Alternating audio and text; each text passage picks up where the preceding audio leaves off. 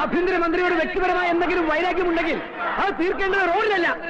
ഇതെന്റെ വ്യക്തിപരമായ കാര്യമല്ല. VK കൃഷ്ണനെയും ഖാദർ സാഹിബിനെയും മോചിപ്പിക്കാൻ സാറും മന്ത്രിയും ചേർന്ന് നടത്തിയ കള്ളക്കളിയോടുള്ള സമൂഹത്തിന്റെ പ്രതിഷേധമാണ്. അവർ കുറ്റക്കാരാണെന്ന് പറയാൻ തന്റെ കയ്യിൽ എന്താണ് തെളിവ്? മര്യാദയ്ക്ക് ഇവിടെ വെച്ച് അവസാനിപ്പിച്ച് എല്ലാവരും പിരിഞ്ഞു പോകുന്നതാണ് നല്ലത്. ഞങ്ങൾ പോകില്ല സാറേ, ഇല്ലെങ്കിൽ ഞങ്ങൾ കുറെ കൊല്ലേണ്ടി വരും. പോക്കിത്തരം പറഞ്ഞോളാം.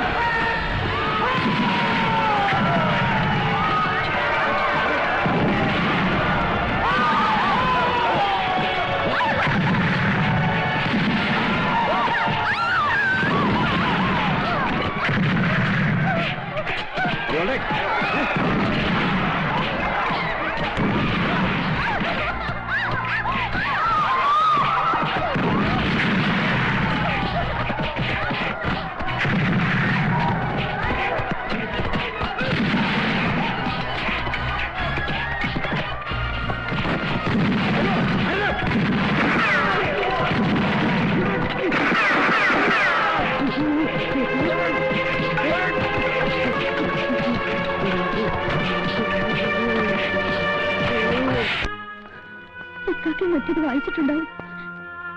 ഞാൻ ഇനി എങ്ങനെ അവരുടെ മുഖത്ത് നോക്കും?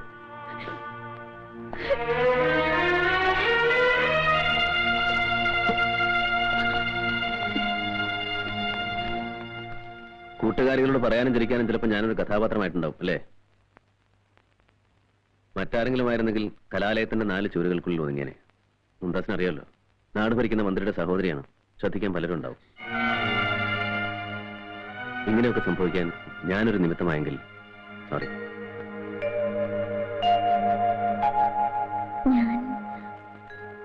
ഇനി അഥവാ അരുതാത്ത ഏതെങ്കിലും ഒരു മോഹത്തിന്റെ തുടക്കത്തിലാണെങ്കിൽ വേണ്ട.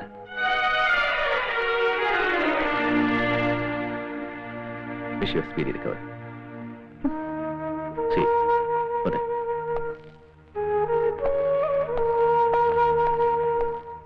വയലന്റ് മോബ് കൺട്രോൾ ചെയ്യാനല്ല, മന്ത്രിയുടെ സഹോദരിയെ രക്ഷിക്കാനാ അമർനാഥ് തോക്കെടുത്തെന്നാണല്ലോ പത്രങ്ങളിലൊക്കെ എഴുതിയിരിക്കുന്നത്. പറഞ്ഞിട്ട് കാര്യമില്ല, സംഭവം നേരിൽ കണ്ട ആർക്കും അങ്ങനെ തോന്നും. Amarnath, report my office immediately. ഒരു ന്യായവും എനിക്ക് കേൾക്കണ്ട. തന്റെ പേരിൽ നടപടിയെടുക്കാതിരിക്കാനുള്ള എന്തെങ്കിലും സമാധാനം എനിക്ക് പറയാനുണ്ടോ? ഉണ്ടെങ്കിൽ പറയണം. ഇപ്പൊ എന്റെ നേർക്കാണല്ലോ താൻ യുദ്ധം പ്രഖ്യാപിച്ചിരിക്കുന്നത്. പറയണം മിസ്റ്റർ അമർനാഥ്. എന്ത് പറഞ്ഞാലും ആ തലയിൽ ഇപ്പൊ കയറില്ല. കാരണം സ്വന്തം നാവും മറ്റാരുടെയോ ബുദ്ധിയുമാണ് സാറിനെ കൊണ്ട് ഇതൊക്കെ പറയിപ്പിക്കുന്നത്. ചോദിച്ചതിനുള്ള ഉത്തരം മാത്രം മതി. അകത്തായാൽ വധശിക്ഷ വരെ ലഭിക്കാവുന്ന ഒരു നൊട്ടോറിയസ് ക്രിമിനൽ. അവന്റെ മരണം വേദനിപ്പിച്ച ഏതെങ്കിലും നായ്ക്കളുടെ കുറയാണ് സാറിനെ വിഷമിപ്പിക്കുന്നതെങ്കിൽ mister Amarnath mind your words. അല്ലെങ്കിൽ എന്റെ പദവി, അഭിമാനം, കുടുംബത്തിന്റെ സൽപ്പേര് ഇതെല്ലാമാണ് നിങ്ങൾ പന്താടുന്നത്. താനും വായിച്ചല്ലോ പത്രത്തിലെ വാർത്ത.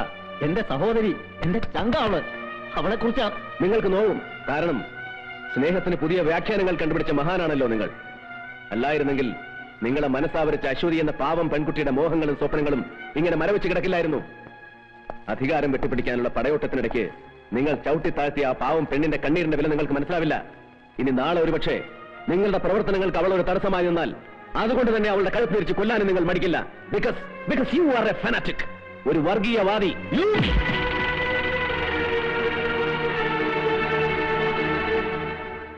അടിച്ചാൽ തിരിച്ചടിക്കില്ല എന്ന് കരുതിയിട്ടാണെങ്കിൽ വേണ്ട. ലക്ഷക്കണക്കിന് രൂപ കൈക്കൂലി വാങ്ങി പൂമനം കടപ്പുറം ഒരു ചോരക്കളമാക്കി മാറ്റാൻ പ്രവർത്തിച്ച ഒരു തേർഡ് റേറ്റ് കൊണ്ടേടെ അടി ചുമ്മാ കൈയും കെട്ടി നിന്ന് വാങ്ങാൻ പാകത്തിന് ഒരു നട്ടലില്ലാത്ത തന്തയ്ക്ക് പിറന്നവനാണ് അമർനാഥൻ ധരിച്ചിട്ടുണ്ടെങ്കിൽ നോ, ആ ദേശദ്രോഹികളെ പുറത്തു കൊണ്ടുവിടാൻ ഉത്തരവിട്ട ഈ നാവ് പിഴുതെടുത്ത് ഉടുമുണ്ടൂരിയെറിഞ്ഞ് കയ്യാമം വെച്ച് പരസ്യമായി നടുറോട്ടിലൂടെ നടത്തിക്കൊണ്ടുപോയാൽ ഇൻസ്പെക്ടർ അമർനാഥിന്റെ ഒരു രോമം പോലും പിഴുതെറിയാൻ നിങ്ങൾക്കോ നിങ്ങളുടെ പാർട്ടിക്കോ കഴിയില്ല എന്ന് എനിക്ക് ഉറപ്പുണ്ട്. But unfortunately I have no solid evidence against you. അത് കിട്ടിക്കഴിഞ്ഞാൽ ഹോം മിനിസ്റ്റർ അബ്ദുൾ റഹീം പിന്നെ ഞാൻ വൈകില്ല. പക്ഷെ അതിനു മുമ്പ് നിങ്ങളുടെ അധികാരം ഉപയോഗിച്ച് എന്റെ യൂണിഫോം തിരിച്ചു വാങ്ങാനുള്ള ആണും പെണ്ണും കെട്ട കളി നിങ്ങൾ കളിച്ചില്ല എങ്കിൽ. അമർനാഥ്, ആ പറഞ്ഞ ആണും പെണ്ണും കെട്ട കളി കളിച്ചാൽ താൻ രക്ഷപ്പെടുമെങ്കിൽ ഞാൻ കളിക്കുകയാണ്. Please tender your resignation letter. കുറ്റം മുഴുവൻ എന്റെ തലയിൽ ചുമത്തി വെച്ചിട്ട് പോകണമെങ്കിൽ പ്ലീസ് ഡു ഇറ്റ്. ഒന്ന് മനസ്സിലാക്കണം, ഇത്രയേറെ ശത്രുക്കളെ സമ്പാദിച്ചിട്ടും തന്റെ ശരീരത്തിൽ നിന്ന് യൂണിഫോം പോകാതിരുന്നത് ഞാൻ ആഭ്യന്തരമന്ത്രിയുടെ കസേലിരുന്നുകൊണ്ടാണെന്നെങ്കിലും താനും തന്റെ അച്ഛനെ പോലെ തെരുവിൽ കിടന്ന് മരിക്കാതിരിക്കാൻ, തന്നെ വിളിച്ചു വരുത്തി കൊലയ്ക്ക് കൊടുത്തു എന്ന ശാപി തലയിൽ വീഴാതിരിക്കാൻ യെസ്, ഞാൻ ആണും പെണ്ണും കെട്ട കളി കളിച്ചു.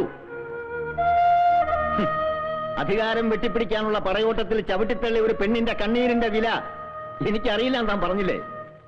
തനിക്കറിയോ, അശ്വതി മേനോൻ എന്ന ഹിന്ദു യുവതിയെ പരസ്യമായി താലികെട്ടാൻ ക്ഷണക്കത്ത് വരെ കൊടുത്തവനാ ഞാൻ. പക്ഷെ തടഞ്ഞു താനീ പറയുന്ന വർഗീയവാദികളും രാഷ്ട്രീയ പ്രഭുക്കന്മാരും. കതിർമണ്ഡപത്തിലേക്ക് കാലുകുത്താൻ കാത്തിരുന്ന അവളുടെ മുന്നിൽ വിവാഹത്തിൽ പ്രതിഷേധിച്ച് ആത്മഹത്യ ചെയ്ത അച്ഛന്റെ ശവശരീരം കുളിപ്പിച്ച് കിടത്തിയപ്പോൾ തകർന്നത് 2 ജീവിതങ്ങളാ. പിന്നെന്താ താൻ പറഞ്ഞത്? ലക്ഷക്കണക്കിന് രൂപ കൈക്കൂലി വാങ്ങി പൂമനം കടപ്പുറം ചോരക്കളമാക്കാൻ ശ്രമിച്ച തേർഡ് റേറ്റ് ഗുണ്ട. ആ തേർഡ് റേറ്റ് ഗുണ്ട GK കൃഷ്ണയെയും ഖാദർ സാഹിബിനെയും അറസ്റ്റ് ചെയ്ത ദിവസം അനുഭവിച്ച നെഞ്ചരിച്ചിൽ താണെന്ന് അറിയണം. 24 മണിക്കൂറിനുള്ളിൽ അവരെ മോചിപ്പിച്ചില്ലെങ്കിൽ ആദ്യം തെറിക്കുന്ന തല തന്റേതായിരിക്കുമെന്ന് വിശ്വസിക്കാവുന്ന കേന്ദ്രങ്ങളിൽ നിന്ന് എനിക്ക് റിപ്പോർട്ട് കിട്ടി. തന്നെക്കുറിച്ച് ആലോചിച്ചപ്പോൾ ഒരു നിമിഷം ഞാൻ മന്ത്രി അല്ലാതായടോ, വെറും മനുഷ്യനായിപ്പോയി. തൽക്കാലം അവരെ പുറത്തുവിടാൻ പറഞ്ഞ് തന്റെ തല സംരക്ഷിക്കാൻ ശ്രമിച്ചത് അതുകൊണ്ട് മാത്രമാണ്. പിന്നെ നടന്ന സംഭവങ്ങളുടെ പിന്നിൽ കളിച്ചത് ആരാണെന്ന് എനിക്കറിയില്ല അമർനാഥ്, എനിക്കറിയില്ല. എല്ലാം ഒന്ന് തുറന്നു പറയാൻ, തന്നെ ഒന്ന് അടുത്ത് കിട്ടാൻ ഒരുപാട് ശ്രമിച്ചതാ ഞാൻ. പക്ഷെ അപ്പോഴേക്കും താൻ ഒരുപാട് അകന്നു, ഒരുപാട്.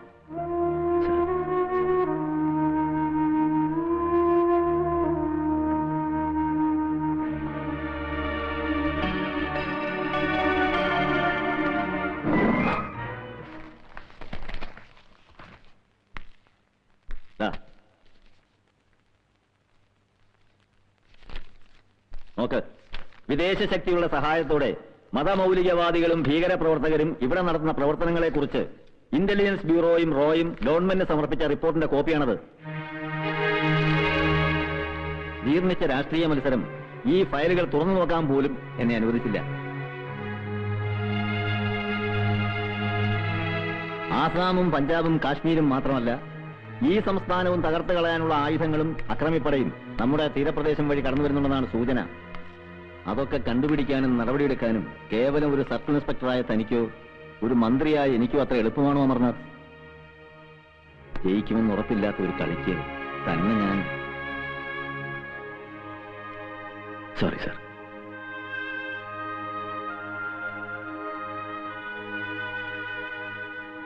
എട്ട് വയസ്സുള്ളപ്പോഴാണ് എനിക്ക് എന്റെ അച്ഛൻ നഷ്ടപ്പെടുന്നത്. ഞാൻ ശരിക്കും കണ്ടിട്ടില്ല, തിരക്കായിരുന്നപ്പോഴും. വാശിയോടെ ഞാൻ ഉറക്കം വിളിച്ച് കാത്തുനിന്നിട്ടുണ്ടെന്ന് കാണാൻ. ഞാൻ തോൽക്കും, അച്ഛനെ തോൽപ്പിക്കും. വീണ്ടും പുലരിന് മുമ്പ് വാശിയോടെ ഞാൻ ഉണരും. അപ്പോഴും ഞാൻ തോൽക്കും. പിന്നെ കിട്ടി എനിക്ക് മാത്രമായിട്ട്, എന്റെ അമ്മയ്ക്ക് മാത്രമായിട്ട് എന്റെ അച്ഛനെ കത്തിക്കരഞ്ഞ വികൃതമായി.